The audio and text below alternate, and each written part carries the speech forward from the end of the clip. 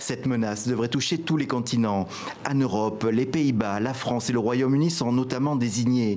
En Afrique, l'Égypte, le Mozambique et les riverains du golfe de Guinée. Le Chili qui renonce finalement à organiser la COP25 à cause de la révolte sociale qui agite le pays. La conférence mondiale sur le climat devait s'y tenir au mois de décembre. L'influent Moqtada Sadr les a même rejoints mardi au volant de sa voiture. Avec son allié, le chef des milices paramilitaires chiites, il vient de s'entendre pour lâcher le Premier ministre.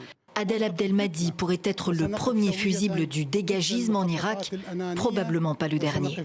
Il y va contraint et forcé, d'ailleurs on le voit, il était un peu guindé. Ouais. Il sait qu'en tant que membre du système, parce qu'il fait partie de la coalition gouvernementale, qu'il risque lui aussi d'être emporté par l'opprobre de la foule. La Chambre des représentants des États-Unis vient de reconnaître à une écrasante majorité le génocide arménien perpétré par la Turquie.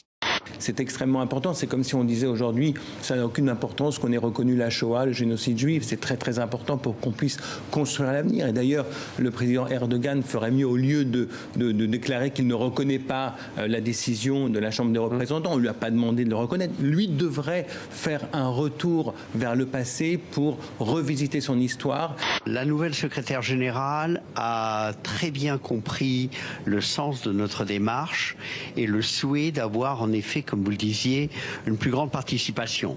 Si des gens veulent utiliser l'État pour éradiquer un certain type de présence publique d'un certain nombre d'individus, ça a un nom, ça s'appelle l'optique génocidaire. C'est-à-dire que le génocide, ça a toujours été vouloir gommer le fait de la pluralité humaine.